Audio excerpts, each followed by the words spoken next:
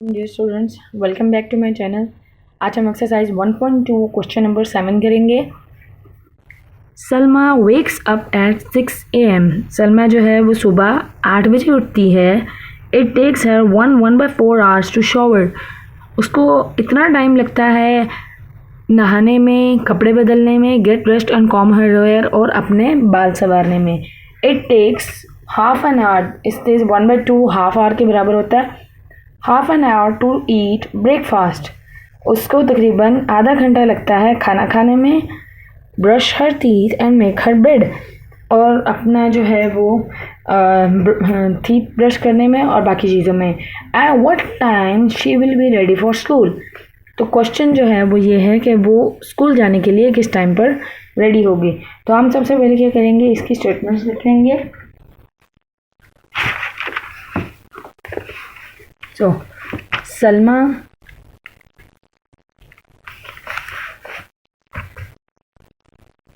wake up is equal to 6 AM. Time for shower. Get dressed and comb hair से लिखने से बेहतर है आप यहाँ पे लिखने ETC। उसके लिए उसको टाइम लगता है 1/4 आवर्स। तो आप इसको सिंप्लीफाई कर लें। 4 1 4, 1 ऐड करेंगे, 5/4 hours. So time for brushing teeth and ETC is equal to 1/2 hours. So जो हम सबसे पहले इसने कहा कि जी बताएं कि ये किस टाइम रेडी होगी, तो सबसे पहले हम इन दोनों आवर्स को ऐड कर लेंगे ताकि हमें टोटल आवर्स जो इसने स्पेंड किए हैं उसका पता चल सके।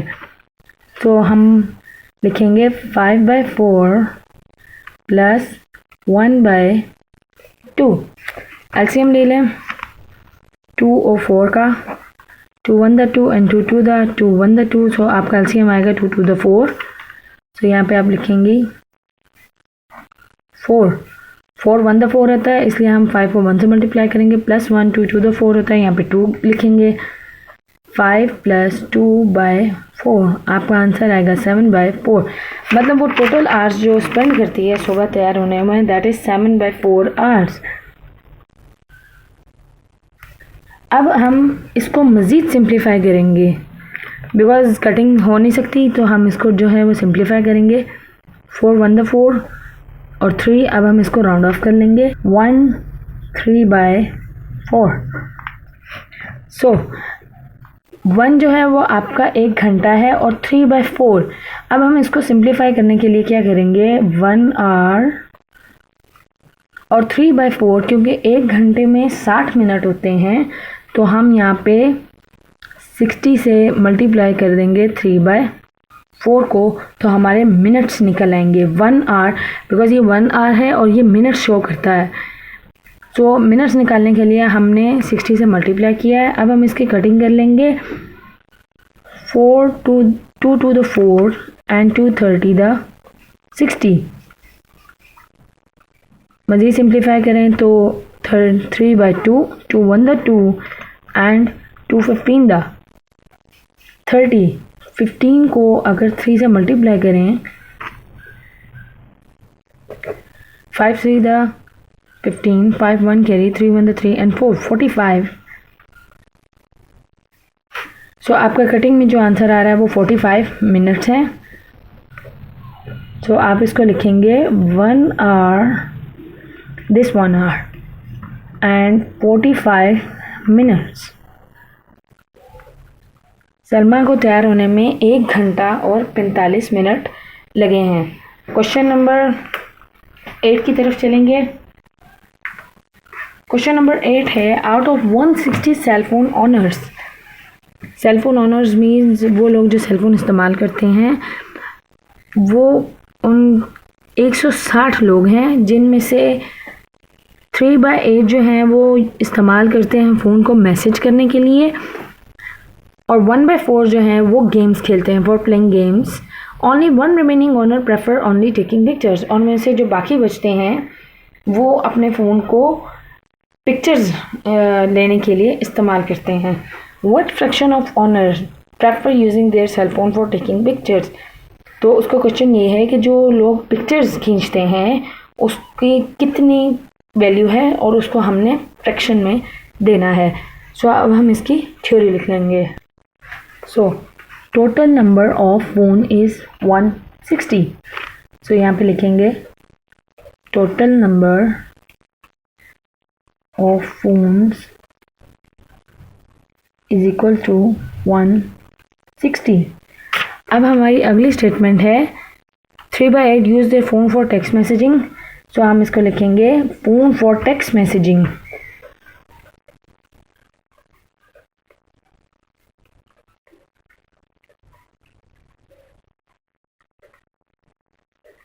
is equal to 3/8। And next आपकी स्टेटमेंट है for playing games and phone for playing games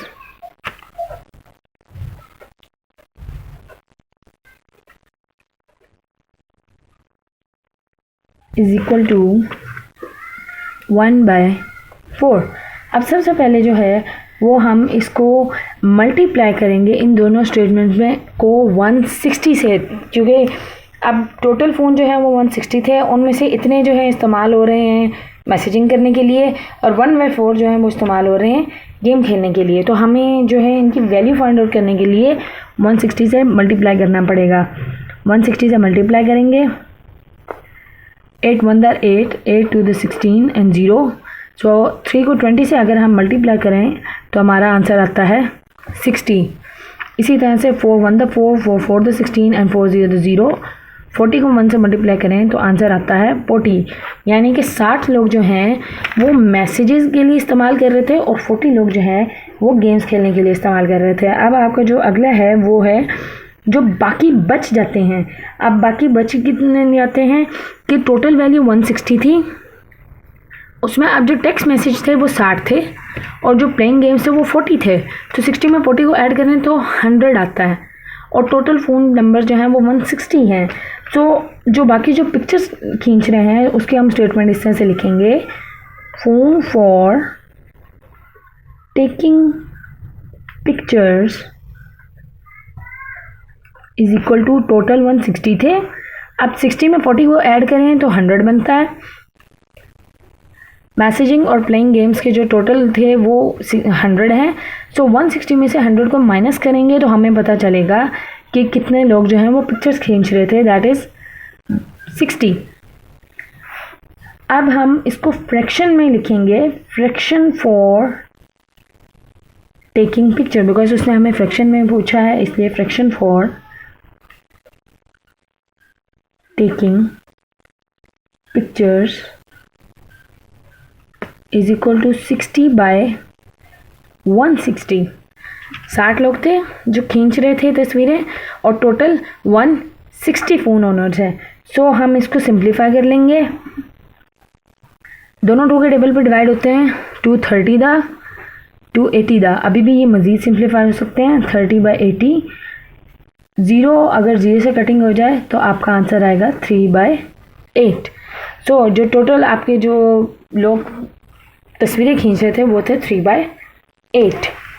next question की तरफ बढ़ेंगे। क्वेश्चन नंबर 9 है the temperature in the city at 6 AM। सुबह के 6 बजे जो टेम्परेचर है वो है -8 फ़ारेनहाइट एंड इंक्रीज्ड बाय, और बढ़ जाता है 15 फ़ारेनहाइट बाय नून, शाम के टाइम पे। What was the temperature at नून। तो बताएं कि जी रात को टेम्परेचर क्या है। सो हम इसकी भी सबसे पहले जो है वो थ्योरी लिख लेंगे। Temperature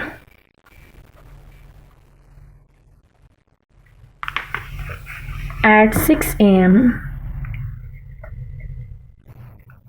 is equal to -8 Fahrenheit and increase in temperature because increase हुआ temperature by noon, so हम यहाँ पे लिखेंगे increase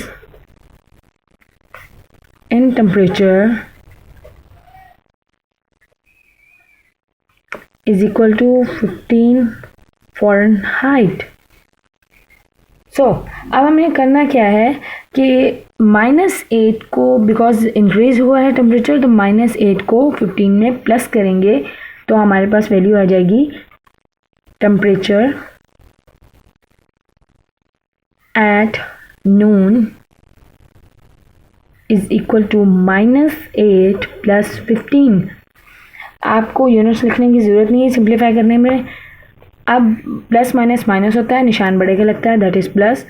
15 में से 7 को माइनस करेंगे तो 8 को माइनस करेंगे तो 7 Fahrenheit. So this is your answer. The next question is question number 10। The temperature in the fridge is, fridge का टेम्परेचर जो है वो 5 डिग्री सेल्सियस है, और temperature in the freezer is, जबकि फ्रीज़र का जो टेम्परेचर है that is -20 degree Celsius. How many degrees colder is the freezer. तो वो कहता है कि फ्रीज़र जो है वो बताएं कि फ्रिज से कितना ज़्यादा ठंडा है। तो हम सबसे पहले स्टेटमेंट लिखेंगे, temperature in a fridge is equal to 5 degree Celsius. Temperature in a freezer is equal to -20 degree Celsius.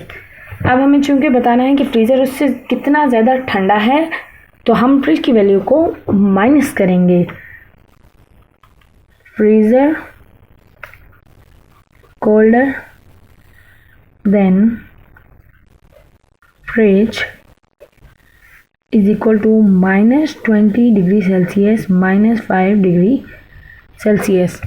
So आप इसको माइनस माइनस प्लस होता है, निशान बढ़ेगा लगता है, 20 में 5 को प्लस करेंगे तो 25 डिग्री सेल्सियस। ये आपका आंसर है। आई होप आपको मेरी वीडियो अच्छी लगी होगी। काइंडली मेरी वीडियो को लाइक कर दें, शेयर कर दें और सब्सक्राइब कर दें।